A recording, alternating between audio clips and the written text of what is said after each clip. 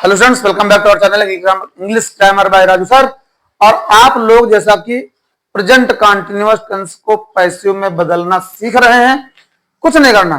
जैसे present continuous को जब हमें इंटरोगेटिव यस और नो आंसर टाइप बनाते हैं तो उसकी सहायक क्रिया निकाल पहले कर देते हैं, वही पैसिव वॉइस में भी कर देना।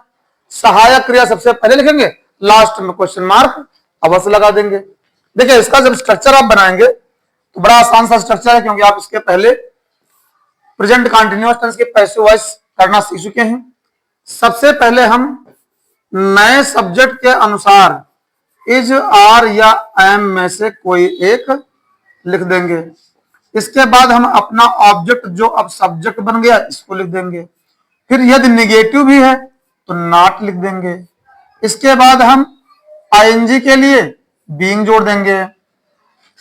बीइंग के बाद वर्ब को थर्ड फॉर्म में कर देंगे।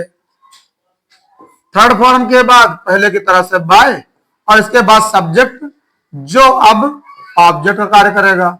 लास्ट में क्वेश्चन मार्क लगाना ना भूलिएगा, क्योंकि आप इंटरोगेटिव सेंटेंसेस पर हैं। याद रखिए, एक्टिव से पैसिव करते समय कभी भी हमारे सेंटेंस का टाइप नहीं बदलता है, केवल बदलते क्या है, सब्जेक्ट ऑब्जेक्ट अपना स्थान बदलते हैं। टेंस के अनुसार हम ऑक्सिलरी देते हैं, वर्ब को थर्ड फॉर्म में ले आते हैं और नए ऑब्जेक्ट से पहले बाय लगाते हैं। इसके अलावा अन्य कोई चेंज हम नहीं करते हैं। सेंटेंस का टाइप इंटरोगेटिव है तो इंटरोगेटिव ही रहेगा। अब एग्जांपल आप देखिए, बड़ी आसानी से आप इसे भी कर पाएंगे। यह सेंटेंस है, are they not helping Ramesh, are they not helping Ramesh. तो देखिए, आप इंटरोगेटिव सेंटेंस है और ये यस और नो आंसर टाइप क्वेश्चन क्यों है, क्योंकि इसकी शुरुआत आर से यानी एक ऑक्सिलरी से सहायक क्रिया से हुई है और लास्ट में क्वेश्चन मार्क आ गया है। इसे जब आप पैसिव में चेंज करेंगे तो सबसे पहले ढूंढिए ऑब्जेक्ट कौन, ऑब्जेक्ट रमेश। ये रमेश यहां पर आकर के सब्जेक्ट बन जाएगा। तो रमेश के अनुसार हम इज आर में से क्या देंगे, इज। इज क्यों दिया, क्योंकि रमेश सिंगुलर नाउन है। इज रमेश निगेटिव भी है, नॉट कर दीजिए। आईएनजी के लिए बीइंग कर दीजिए, is Ramesh not being. Help की थर्ड फॉर्म हेल्प्ड, हेल्प्ड के बाद बाय, और इसके बाद कौन, दे को ऑब्जेक्टिव केस में लाएंगे, हो जाएगा देम, और लास्ट में क्वेश्चन मार्क अवश्य लगा दीजिए। इसी तरह से जैसे कोई सेंटेंस है, I am I not supporting, I am I not supporting you. ये आपको एक्टिव वॉइस में सेंटेंस मिल गया।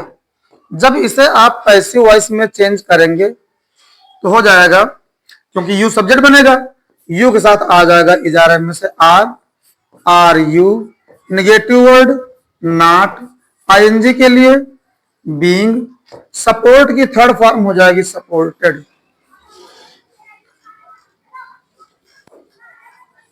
सपोर्टेड के बाद बाय, और आई को ऑब्जेक्टिव केस में लाएंगे, हो जाएगा मी। हो जाएगा are you not being supported by me. बहुत सरल है, कोई कठिन नहीं है, केवल थोड़ा थोड़ा आपको देखते ध्यान देते रहना है। इसी तरह से मान लीजिए कोई एग्जांपल आपको मिल गया, बहुत ध्यान से देखना। Is Garima, is Garima calling, इस बार मैं इंटरोगेटिव अफर्मेशन पर रख रहा हूं, निगेशन पर नहीं। Is Garima calling her friends, is Garima calling her friends. तो देखिए, अब यहां पर जब आप इसको पैसिव वॉइस करेंगे तो हर फ्रेंड्स प्लूरल है, इसलिए हम ऑक्सिलरी देंगे आर, फिर her friends, are her friends, negative है नहीं, कोई बात नहीं। आईएनजी के लिए बीइंग, और कॉल की third form called, third form के बाद बाय, और सब्जेक्ट था गरिमा, गरिमा यहां पर ऑब्जेक्ट जगह पर लिख दीजिए।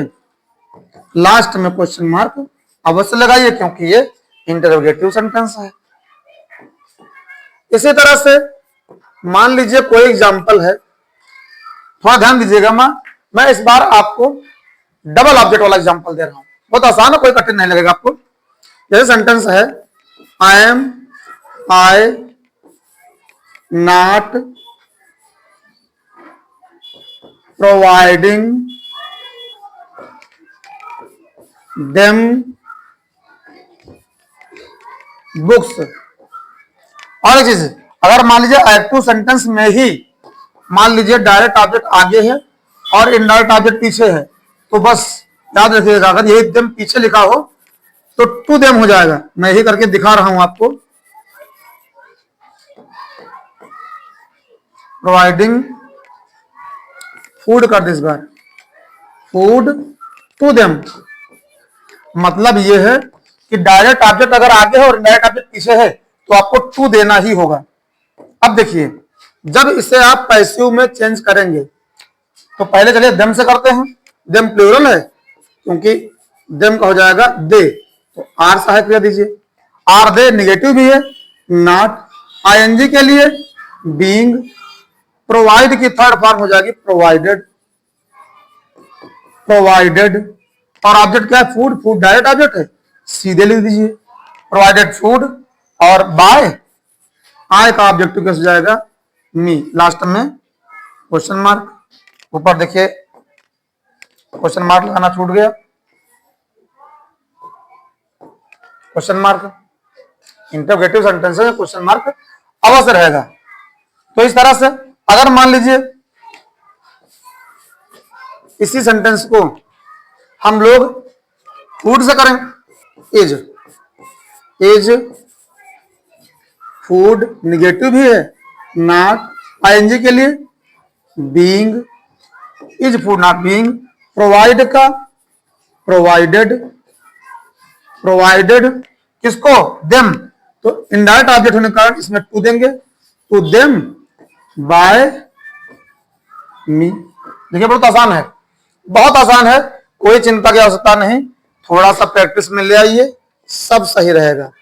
इसी तरह से मान लीजिए कोई एक्टिव वॉइस है, छोटा सा और लिखा हूं एग्जाम्पल, ध्यान दीजिएगा।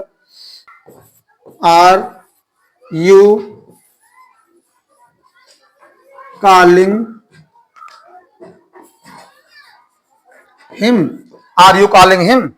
जब इसे आप पैसिव पर ले जाएंगे, ध्यान देते रहिएगा, जब इसे आप पैसिव पर ले जाएंगे, हिम का हो जाएगा ही। ही के अनुसार आप इजारे में से देंगे इज, इज ही। आईएनजी के लिए बीइंग। कॉल की थर्ड फॉर्म हो जाएगी कॉल्ड, कॉल्ड बाय। और यू का ऑब्जेक्टिव केस यू ही होता है। तो इस तरह से आपने देखा कि इंटरोगेटिव सेंटेंसेस में भी ये सवाल आंसर टाइप क्वेश्चंस हम लोग बहुत आसान तरीके से, बड़े आराम से, बड़ी इजीली चेंज कर ले जा रहे हैं। केवल सारी ग्रामर की चीज को ध्यान से सुनते रहिए, देखते रहिए और पूरा मन लगाते रहिए। आपको एक्टिव पैसिव बाकी सारे टॉपिक्स की तरह से बड़ी सरलता सिखा दूंगा। Keep stay with me.